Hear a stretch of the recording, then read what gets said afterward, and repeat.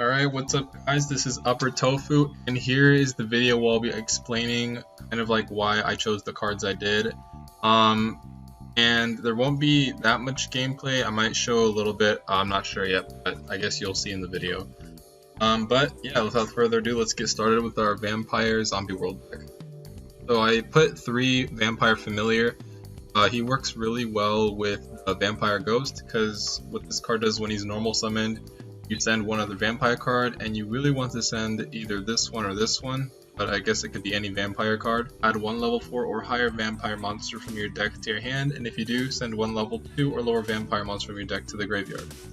So you want to add usually Vampire Scarlet Scourge, and you send one of these to the grave. So he's just a really good normal summon if you have another vampire in your hand. Next we have Glow Up Bloom at 2. So with Glow Up Bloom we do have like a decent amount of targets, so that's why I have 2. We have, let's see, 1, 2, 3, 4, 5. Yeah, 5 targets with 2 Glow Up Blooms, so that's a pretty good ratio. And 2 of the Vampire Retainers. We do have a few Vampire Spell and Trap cards, but the most important thing is the monster cards. So that's why I have him at 3 and the Retainer at 2. This is our Ghost Fusion engine here, Sleeper the Underworld. So if your life points are lower, and usually the Vampire effects or Cursed Eldland helps you lower your life points, you can send him off of Unizombie, and when he's sent to the grave, you add a Ghost Fusion to your hand, and if your life points are lower, you can actually banish cards from your deck or your graveyard as well. So yeah, he's just a good send with Unizombie, and Ghost Fusion is just a 3-card like engine, like a tiny engine. It's just Underworld Princess, Ghost Fusion, and the SR card right here, Wyvern, and I'll get to that a little bit later. So we went over the Vampire Ghost already.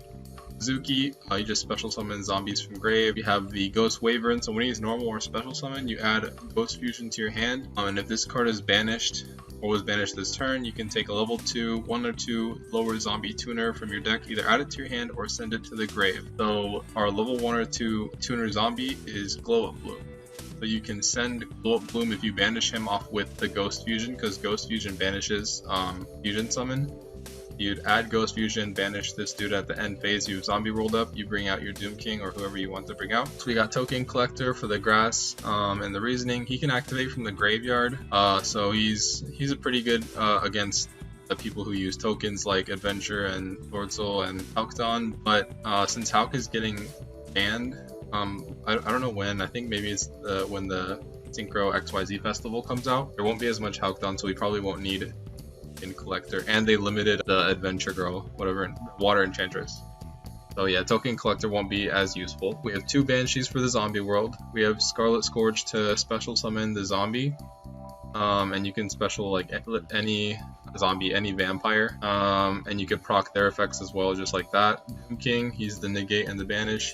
We might want him at 2 because he does often get banished. But this is the vampire version. If we played the Shiranui version, which I'll be making a little bit later, we can actually bring him back pretty easily from the banished pile, because we play in the banished and the graveyard with Shiranuis. Vampire Voivode, he's probably the best vampire, I would say. He does sometimes brick, but he is really good. If there's a card already with the same name in the grave, you can negate that effect. So basically you can negate if they Ash or Maxi, or if they have something in the grave with the same name, he just negates it. We have 2 Eldlich. We have the 3 Mind Control. This is mostly for the Xyz monsters, Empire Vampire Sheridan, and the Zombie Vampire, because both of these cards only require either a stolen opponent's monster and like a level 6, or 2 stolen opponent's monsters. So if you have 2 of these, or you steal one with Vampire Fascinator and you get a Mind Control, and you get a easy either Sheridan or Zombie Vampire. A Foolish Burial just to send to grave. You might want to send your Ghost Princess, or you want to send Bloom or Banshee, depending on what you want to do. You got your Reasonings. You have a lot of different levels in your deck, like he's like a 3, a 4, 6, 8, 10, so 2 and 1, so you have a lot of different levels. So you usually, if they don't Ash it, you're gonna usually get your special summon. A 1-for-1 is for the Vampire Familiar and Glow Up Bloom. So Vampire Familiar, you could probably add a Retainer to your hand and then go into Link Rebo and then do stuff like that. You usually use Ghost Wyvern to search Ghost Fusion, and Ghost Fusion banishes the Wyvern and that sends the Bloom to the grave. The 3 grass, because we're running 60 cards. 1 Vampire's Desire, Target one face-up monster, so any monster, and then send a vampire from your deck to grave with a different level, and that monster becomes that level. That's mostly the effect that you'll be using, but you can target a vampire in your grave and a monster you control to the grave and special summon the targeted monster. Don't forget that when you activate like Vampire Familiar or Vampire Retainer's graveyard effect, is banish it when it leaves the field, right? So you use their graveyard effect, and then you want to use the second effect of Vampire's Desire. It says target one vampire in your grave, send one monster you control to the grave, and if you do, special summon the targeted monster. But these guys are going to get banished, so you're just going to use this card and banish these guys, and then you can't special summon anything, so just watch out for that, because I've done that a couple times. We have 2 Eldlich Black Awakenings. We have 2 of them because we have lots of targets in the deck, and I didn't think one was enough. So I have 2 of these guys, hand or deck, special summon in defense mode. And usually your targets are either Unizombie, Vampire Familiar, and like maybe Doom King, stuff like that. If you have 3 zombie worlds, you have 1 Vampire's Domain. You do spend a lot of life points with this deck, so this is a good way to recover your life points. If you attack with vampires and you do damage, you gain life points. And you also get an extra normal summon for a vampire monster this turn. Oh yeah, one thing to note with Vampire Ghost is his normal summon, his quick effect is actually, yeah, it's a quick effect, that's what I mean. His effect is a quick effect, so if he's in your grave, you can actually, on your opponent's turn, you can finish this card and normal summon 1 vampire monster your hand. So let's say you got like a Scarlet Scourge, you got just any attributable vampire monster, and you have Vampire Sucker on the field. But you can actually, on your opponent's turn, you can tribute out your opponent's monster if you have Vampire Sucker on the field and him in the grave. So yeah, that's a cool thing I found out. So yeah, the 3 zombie worlds, the 2 cursed Eldlins, they just add Eldlich to your hand. It's kind of like Ash Bait.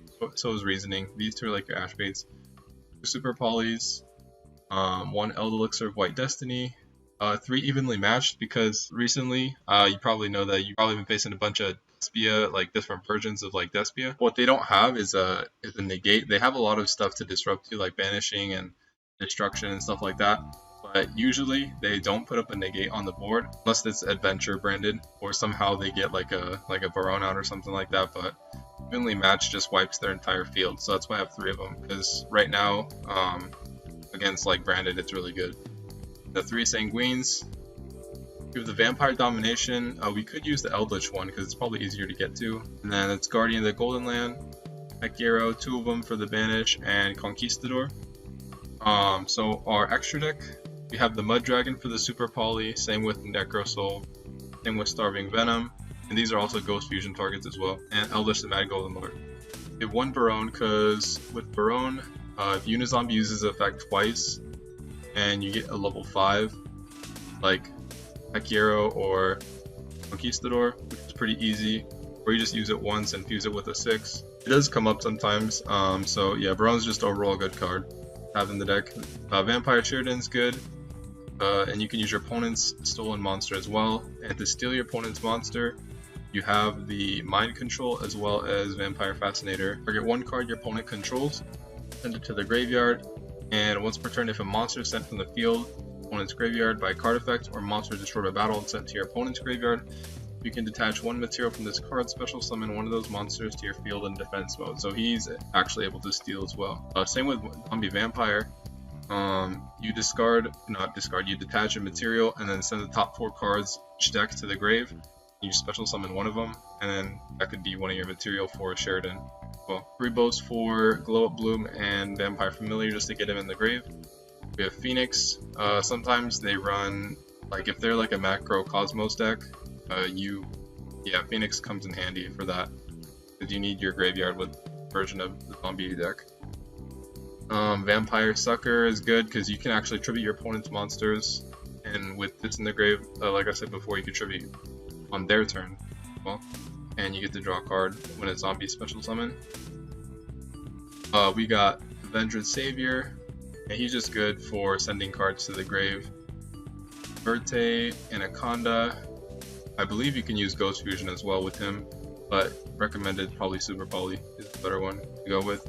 You got Unicorn Access Code Talker, like the combo, and then we have Vampire Fascinator to special summon from your opponent's graveyard to your field, and then steal a monster, and then turn those into one of these guys, and just yeah.